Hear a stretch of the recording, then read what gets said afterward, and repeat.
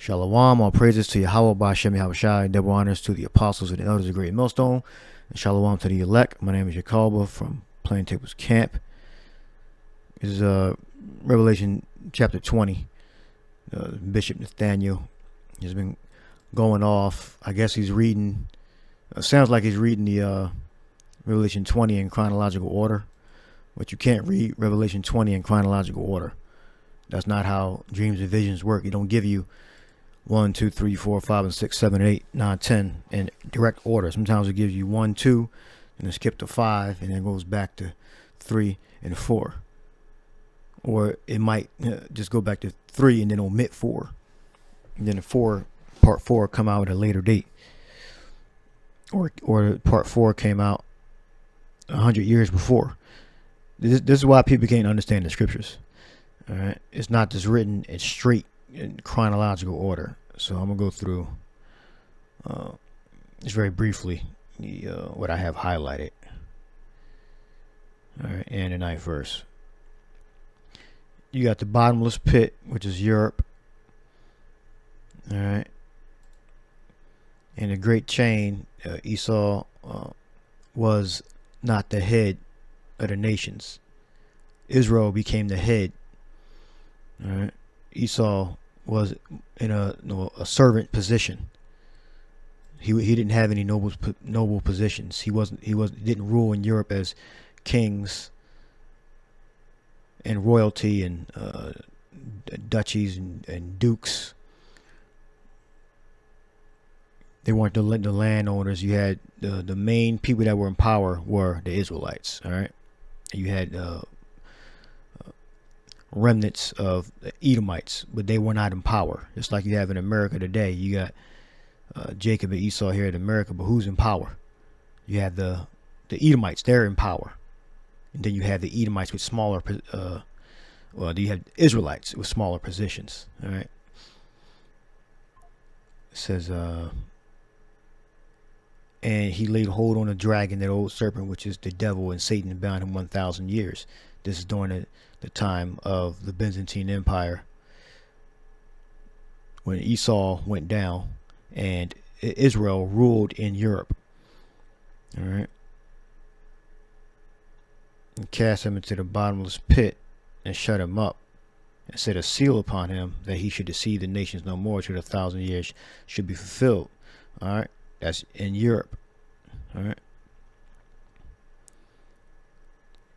And I saw, then he says, and after that, he must be loose a little season. All right. So I have it highlighted. So it jumps from, we see the highlighted. So the red would be the Byzantine Empire when Israel was ruling. All right. Then you have the green, which is the present.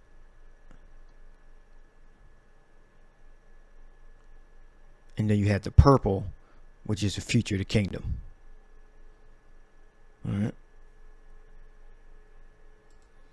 Now see how it jumps.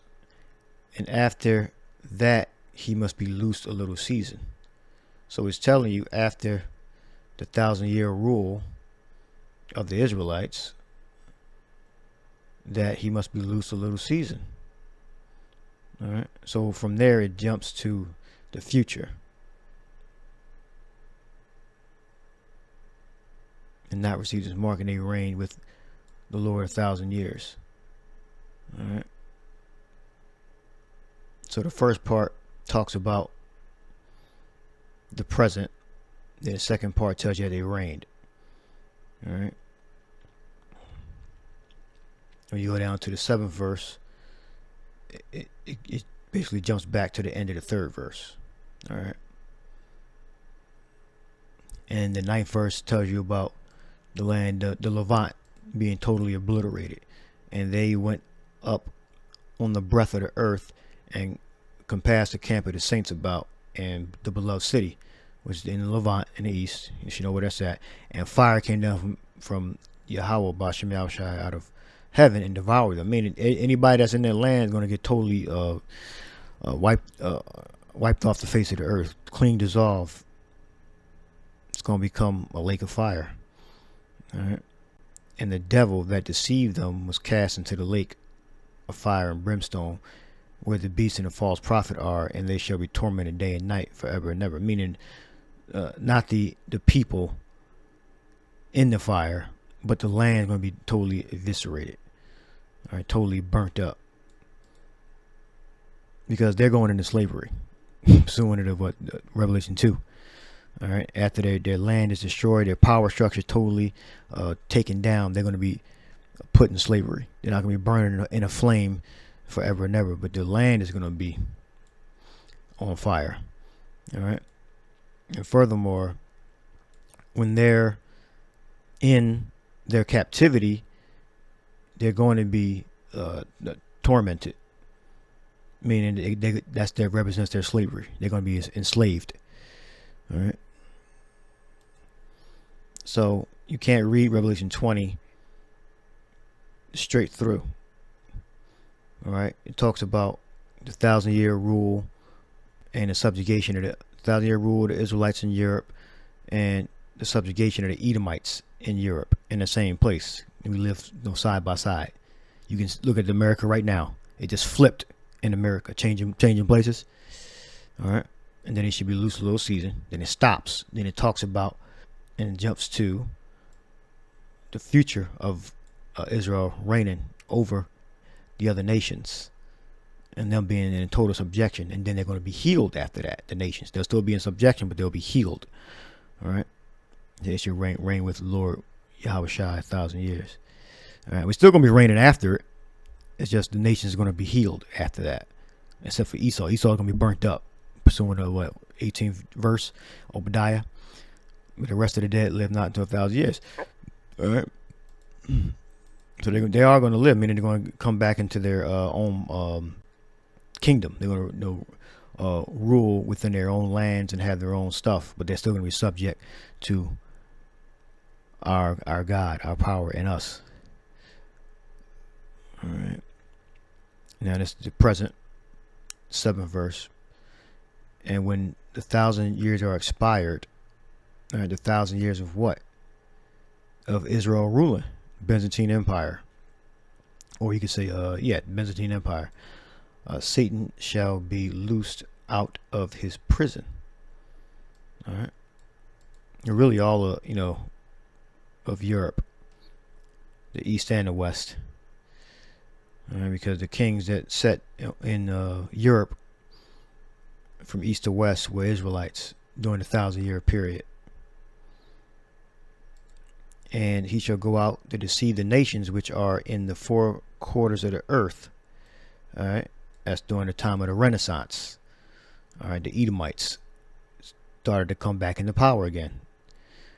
Then it says Gog and Magog to gather them together to battle. All right. So that's another prophecy. That's the Edomites, Russians, going to gather an army to go to war against the whore, against the serpent and the dragon. And they went up on the breadth of the earth and compassed the camp of the saints about, and the beloved city, which is the Levant, and fire came down from heaven, out of heaven, and devoured them. So the land that the Levant's going to be destroyed, totally obliterated. All right. So you can't read Revelation 20 and just read it in chronological order from verse to verse to verse, because it jumps around, so to speak. From the past, the present, then the future present. You can say the first part of the 4th verse, and then the future kingdom at the bottom part of the 4th verse. All right. Then the future here in the 5th verse, and the kingdom. And blessed is the holy he that hath part of the first resurrection. On such the second death hath no power, but they shall be priests of the power of Mashiach, and shall reign with him 1,000 years. So the future right here. All right. And it tells you, even here, it goes into Ezekiel 30, 38, and 39. All right, so you can't just read it straight through to get the understanding. Now you have to jump around like that, It's talking about different points in history. And so that's the breakdown on that.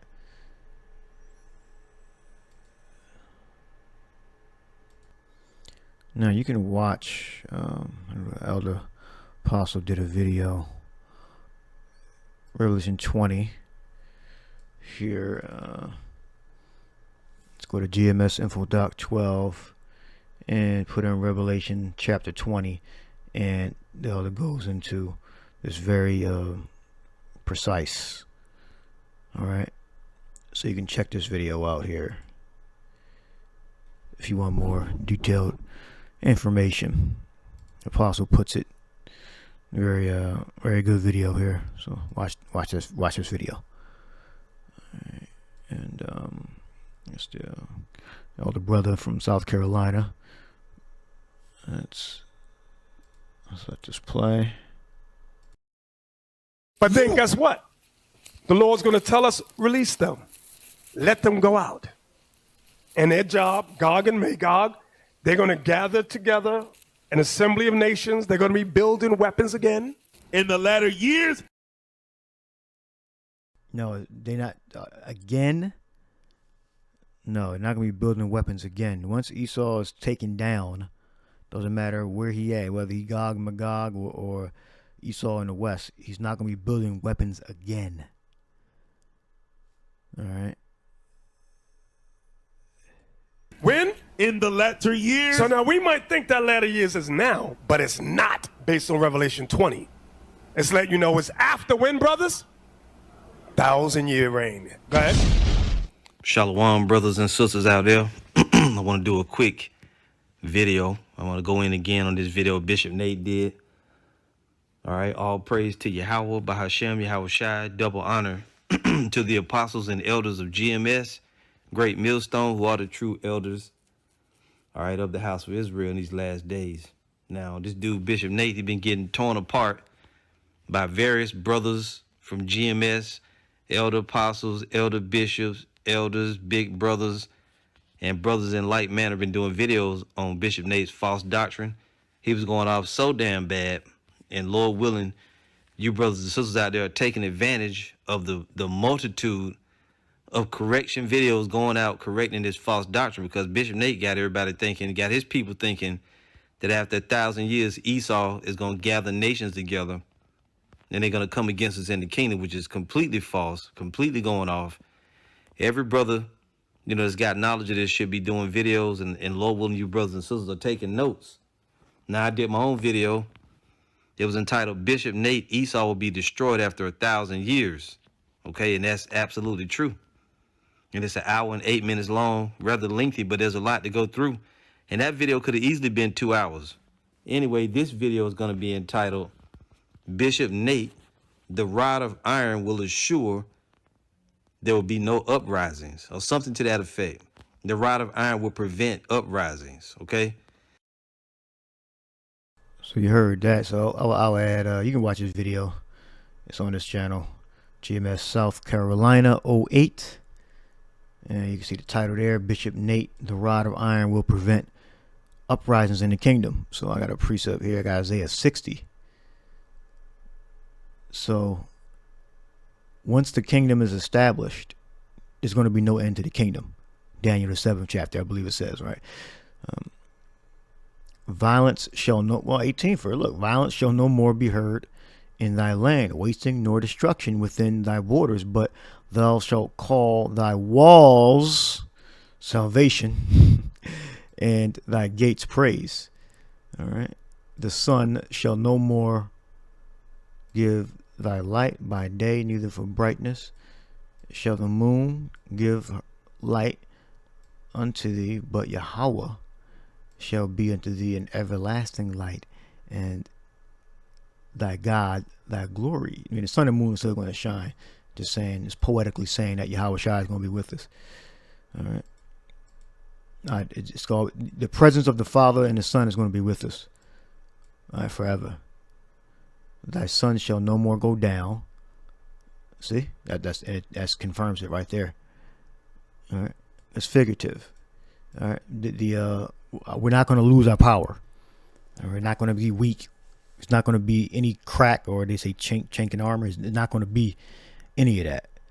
Neither shall thy moon withdraw itself, for Yahweh shall be thy everlasting light, and the days of thy mourning shall be ended. So there's going to be no blitz attack or anything like that, or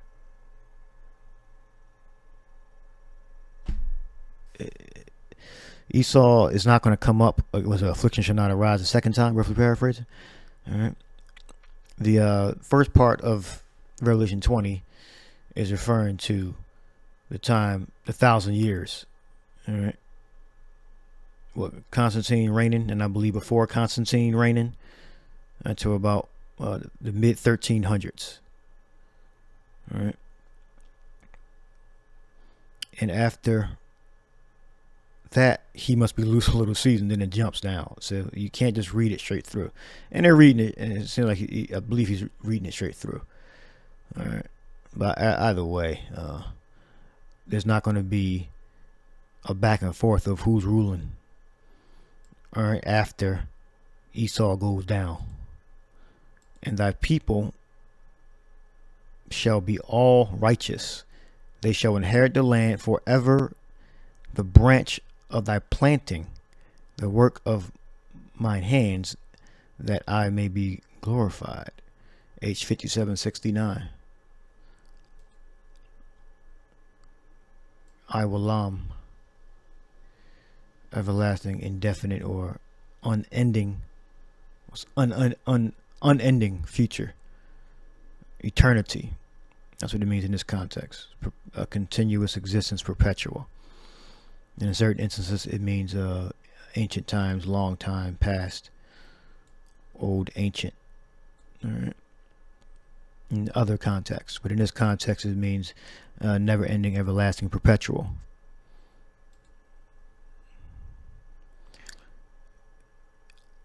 All thy people shall be all righteous, meaning we're not going to die.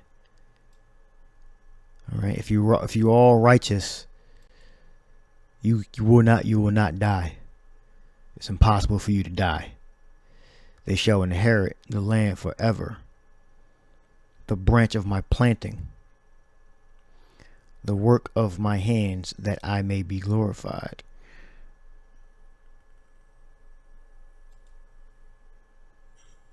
The other elders.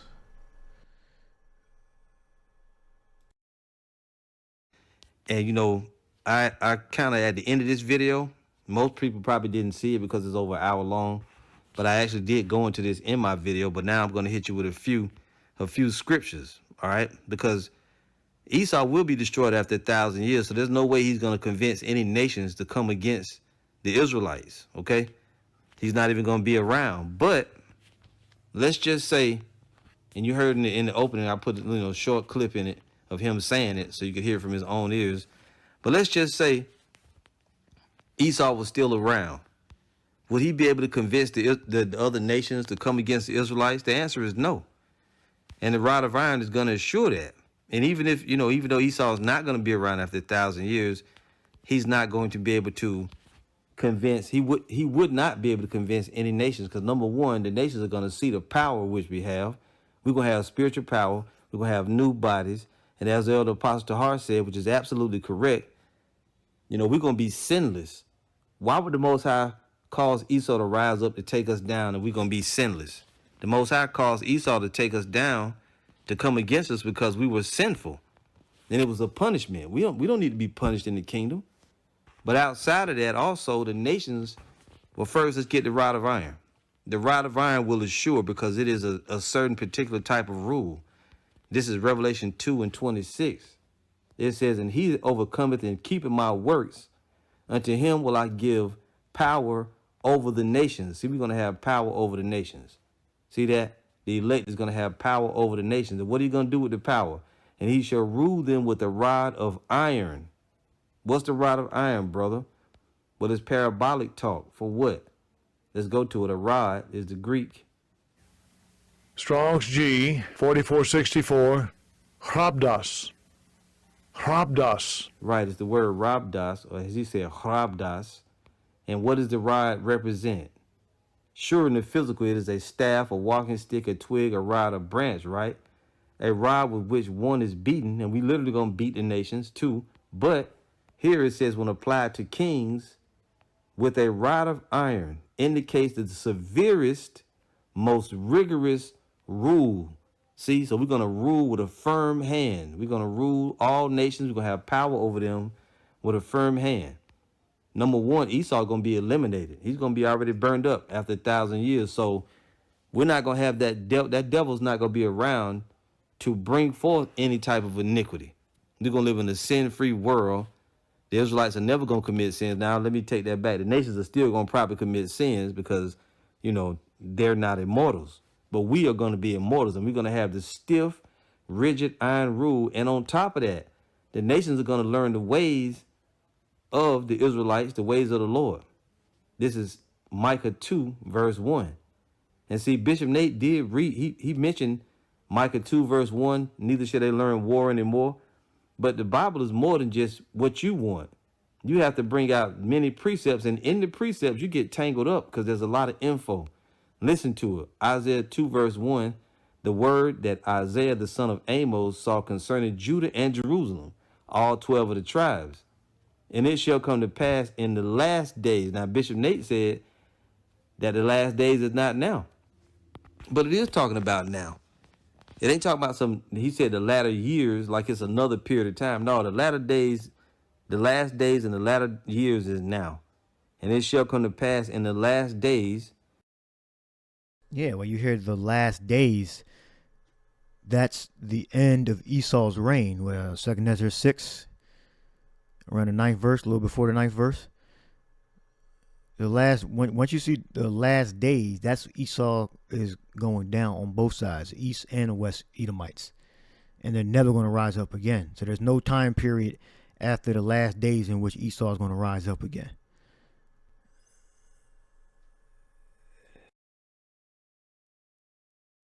And even in the kingdom, the last days, that the mountain of the Lord's house shall be established in the top of the mountains. Now, as the apostles teach us, the last days started around about what?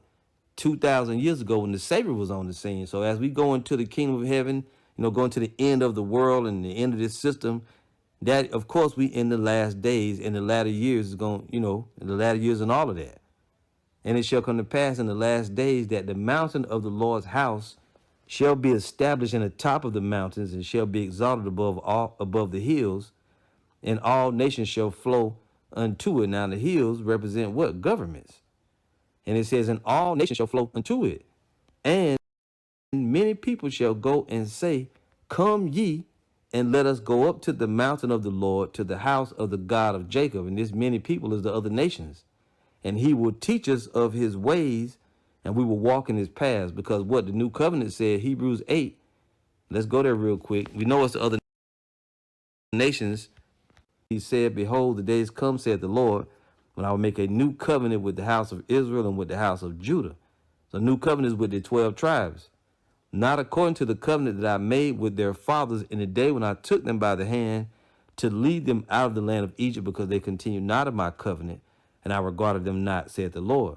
For this is the covenant that I will make with the house of Israel after those days, said the Lord.